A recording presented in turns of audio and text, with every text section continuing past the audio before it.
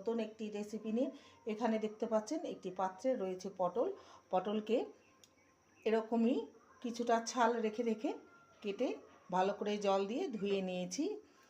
আর এটা হচ্ছে দেশি পটল, ওই জন্য একটু ছোট ছোট সাইজের, খেতে কিন্তু খুবই টেস্টি। এবারে পটলের গাগুলোকে একটু চিড়ে নেব যাতে করে পটলের মধ্যে মশলাটা খুব ভালোভাবে ঢুকে যায়। এইভাবে প্রত্যেকটা পটলগুলোকে ভেজে নেব।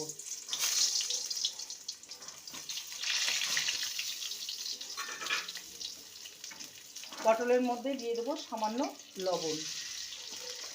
পটল ভেজে নিয়েছি দেখতেই পাচ্ছেন। এবার পটলগুলোকে তেল থেকে তুলে নেব।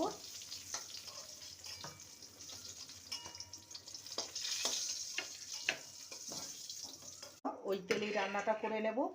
ফোড়নে দেব হাফ টিস্পুন কালো জিরে। আমি কালো জিরে দিচ্ছি, আপনারা চাইলে গোটা জিরেও দিতে পারেন। এবার আদা, কাঁচা লঙ্কা, একটা মিডিয়াম সাইজের টমেটো পেস্ট করে নিয়েছি, সেটা দিয়ে দেবো। ফোড়নটা ভাজা হয়ে গেছে, ফোড়নটা থেকে খুব সুন্দর একটা গন্ধ বেরিয়েছে। এবার মশলাটা দিয়ে দেবো।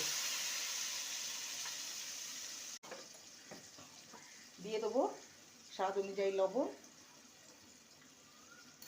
হলুদ গুঁড়ো, ঝাল লঙ্কা দেব না, এখানে কালারের জন্য সামান্য কাশ্মীরি লঙ্কা ইউজ করব। আর দিয়ে জিরে গুঁড়ো। মশলা খুবই কম দিতে হবে সবজির অনুপাতে। এবার সমস্ত কিছু ভালো করে কষিয়ে নেব। মশলাটা ভালো মতন কষে গেছে, দেখতে পাচ্ছেন মশলা থেকে তেল ছেড়ে গেছে। এবার স্বাদের ব্যালেন্সের জন্য দিয়ে দেবো সামান্য চিনি। যেহেতু নিরামিষ রান্না, চিনি দিলে স্বাদের একটা ব্যালেন্স হয় ভালো। এবার দিয়ে দেবো হাফ টিস্পুন গরম মশলার গুঁড়ো। মশলাটা ভালো মতন কষে গেছে, এবার ভেজে রাখা পটলগুলো দিয়ে দেবো। ভালো করে মশলার সাথে নেড়ে নেব। ভালো মতন কষিয়ে নিয়েছি।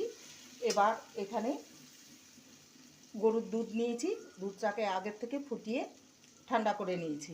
এবার দিয়ে দেবো পরিমাণ মতো দুধ।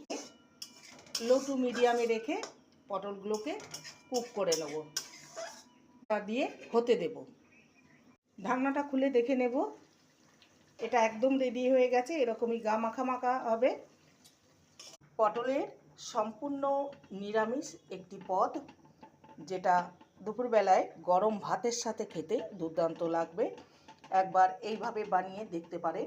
রেসিপিটি ভালো লাগলে প্লিজ লাইক করবেন, কমেন্ট করবেন, শেয়ার করবেন। চ্যানেলটিকে সাবস্ক্রাইব করার অনুরোধ রইল।